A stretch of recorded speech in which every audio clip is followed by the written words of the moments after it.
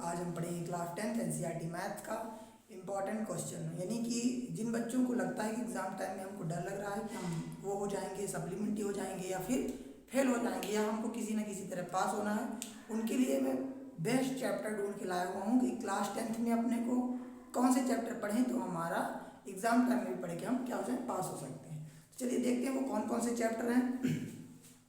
Chapter first यानी part 1 वास्तविक संख्या यानी कि रियल नंबर, दूसरा है पॉलिनोमियल्स यानी कि बहुपद, तीसरा है दो चर वाले रैखिक समीकरण, चौथा है द्विघात समीकरण और पांचवा समांतर श्रेणी। हाँ, यदि आप इन 5 चैप्टर को, ये 5 चैप्टर इजी भी हैं, और यदि आप इन 5 चैप्टर को कायदे से पढ़ लेंगे और बहुत सारे टॉपिक नहीं पढ़ना है, हमको कम कम टॉपिक पढ़ना है। मैं ऐसे बच्चों के लिए लाया हूँ जिनको एग्जाम टाइम में मात्र पास बस होने के लिए कुछ उनको नोट्स पॉइंट चाहिए, टॉपिक चाहिए कि हम बहुत सारा ना पढ़ के हम बहुत कम में क्या हो जाए, पास हो जाएं। तो हाँ, मैं उनके लिए 13 चैप्टर हैं क्लास 10th में, 13 पार्ट है जो नई बुक है एनसीईआरटी 2023-24 की, उसमें 13 पार्ट हैं पूरे सिलेबस में।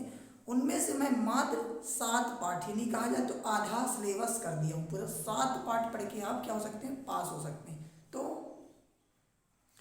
तो क्या कहा जा सकता है, 7 पार्ट, 13 से 7 यानी कि आधा पूरा कर दिया हूँ। अब इससे कम कैसे कर दूँ, और टॉपिक भी मैंने पूरे आधे ही कर दिए हैं। तो देखिए कौन कौन से ऐसे टॉपिक है जो एग्जाम टाइम में हम पढ़ के उनको पास हो सकते हैं, यानी कि पूरा पूरा उनका क्या जो रस है, निचोड़ है, वो मैं लाया हुआ हूँ।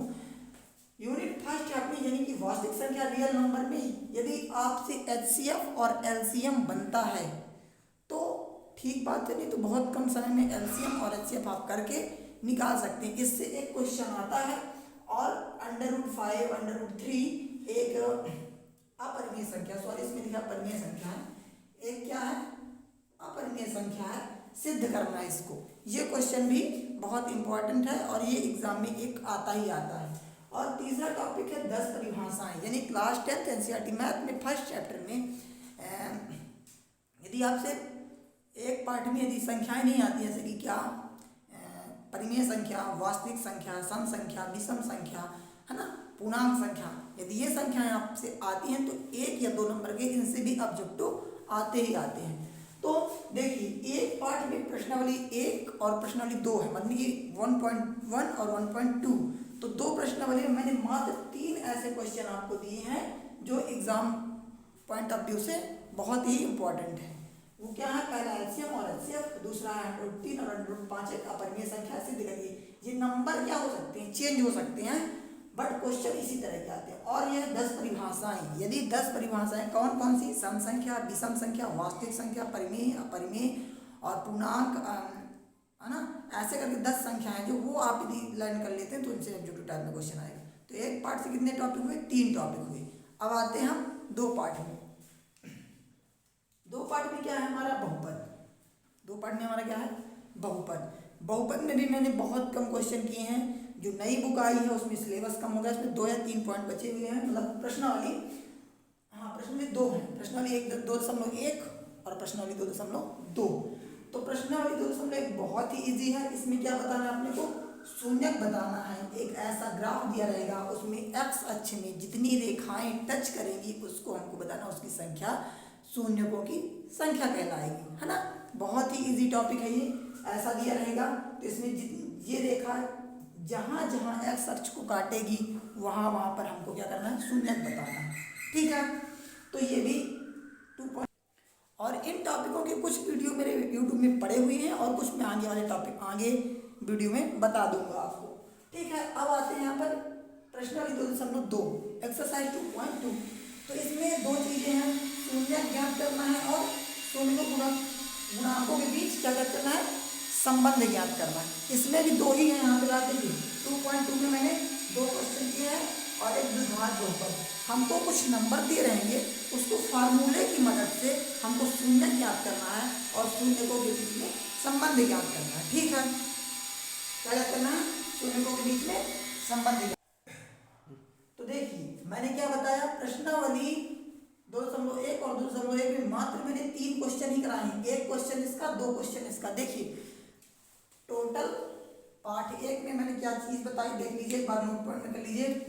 मात्र 3 टॉपिक, बहुपद यानी पार्ट 2 में भी मैंने कितने, 1 2 3 3 क्वेश्चन, इतना कम मैंने दिया, इतना कम। और ये क्रीम है, समझिए एग्जाम में आता ही आता है और बहुत इंपॉर्टेंट है ये, ठीक है।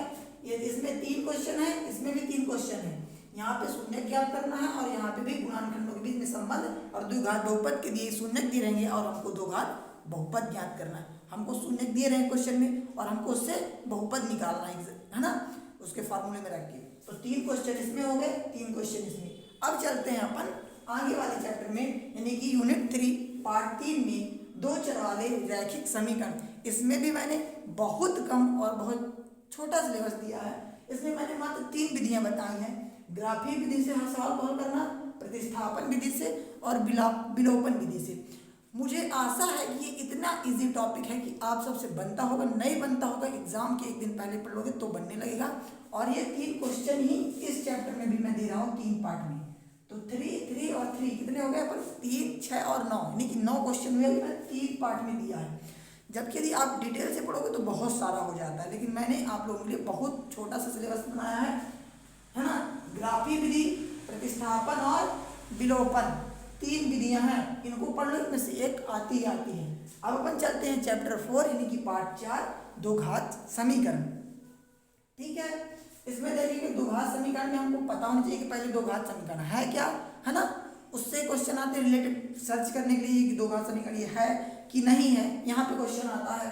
फिर आता है मूल ज्ञात करने के लिए, ये 2 फार्मूले हैं, एक ये वाला और एक ये वाला। यहाँ पे उसमें x नहीं लिखा रहता, मैं अपने साइड दिया हूँ, b² - 4ac लिखा रहता है। और यहाँ पे ये वाला फार्मूला -b + -√b² 4ac/2a।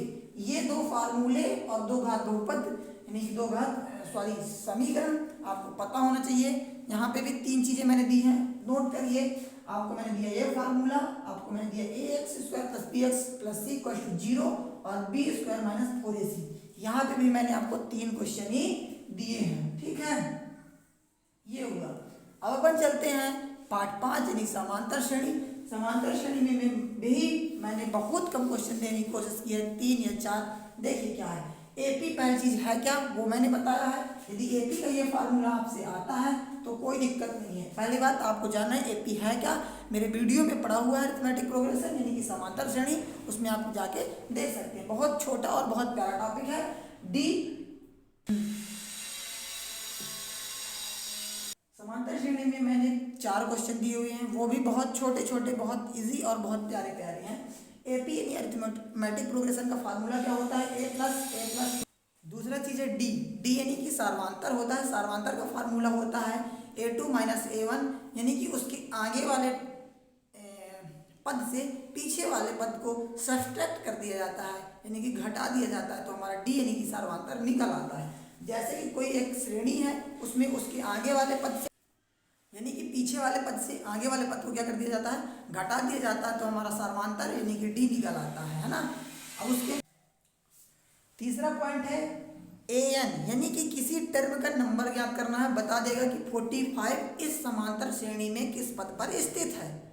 कोई श्रेणी दे देगा, उस श्रेणी में आपको कोई नंबर दे देगा और उस नंबर से पूछेगा आपसे कि ये यानी कि 45, 46 एनीथिंग किस पद में बैठा हुआ है, किस सीट नंबर में बैठा हुआ है। तो उसका फार्मूला ये है। मैं आपको टॉपिक्स बता रहा हूँ, मैं आपको सिलेबस का टॉपिक बता रहा हूँ कि आपको क्या क्या पढ़ना है एग्जाम पॉइंट ऑफ व्यू से, ठीक है। तो n दे देगा, अपने को निकालना पड़ेगा an। कोई पद दे देगा, उससे पूछेगा कि ये पद इस श्रेणी में कहाँ पर बैठा हुआ है, तो हमको इस फार्मूले से पता चल जाएगा। पहले हम a निकालेंगे, फिर नंबर निकालेंगे, फिर d, और हम इसको सॉल्व कर देंगे तो हमारा an नंबर ऑफ टर्म निकल आएगा।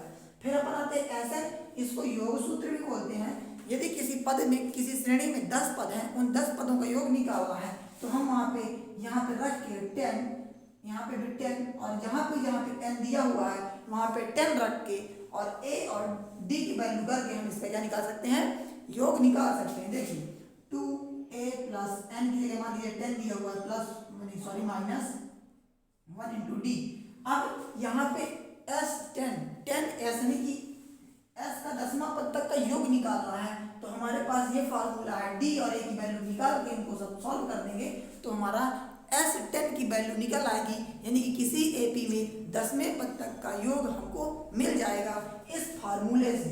इस फार्मूले से उस पद में वो चीज़ किस स्थान पर बैठी हुई है वो हमको प्राप्त हो जाएगी। यहाँ पे डी यानी कि किसी श्रेणी का सार्वधातुक यानी कि ये हमको मिल जाएगा इस फार्मूले से। और जो पहला नंबर का फार्मूला है वो एपी का फार्मूला है यानी कि अरिथमेटिक प्रोग्रेशन का, और वो है ये यहाँ पे दिया हुआ है ए प्लस ए, देखिए यहाँ पे A1 भी दिया हो सकता है, ए प्लस 2D, ए प्लस 3D, ए प्लस 4D। ये फार्मूला है किसी श्रेणी में हमको हो सकता है कि ए दे दे और डी दे दे, बोले इस के माध्यम से आप उस एपी को फाइंड करिए, यानी कि ए और डी की वैल्यू दे के बोले कि इसमें 10 पदों तक की श्रेणी बनाइए, तो हम वो इस फार्मूले से निकाल सकते हैं। आई होप कि आप बहुत समझ में आया होगा। फिर भी मैं आपको एक बार रिकॉल करवा दे रहा हूँ। इस चैप्टर में आपको 4 फार्मूले लर्न कर लेना है। आप इसके बाद आपको ये चैप्टर बहुत अच्छी तरीके से समझ में आ जाएगा। ये 4 फार्मूले यदि आपको समझ में आ गए तो समझिए कि आपसे यूनिट 5 यानी कि समांतर श्रेणी अरिथमेटिक प्रोग्रेशन आपके समझ में आ गई। ठीक है, तो देखिए मैंने फर्स्ट चैप्टर में आपको 3 टॉपिक बताए हैं, सेकंड चैप्टर में भी मैंने आपको 3 टॉपिक बताए हैं, थर्ड और फोर्थ में भी 3-3 है, और फिफ्थ में 4 सूत्र मैंने बताए नहीं, 4 फार्मूले बताए हैं। और इन 4 फार्मूले के बाद आपसे 5 चैप्टर पूरी तरह से बनने लगेगा। आई होप कि ये वीडियो आपको पसंद आएगा और आपके लिए यूजफुल होगा। थैंक यू, धन्यवाद।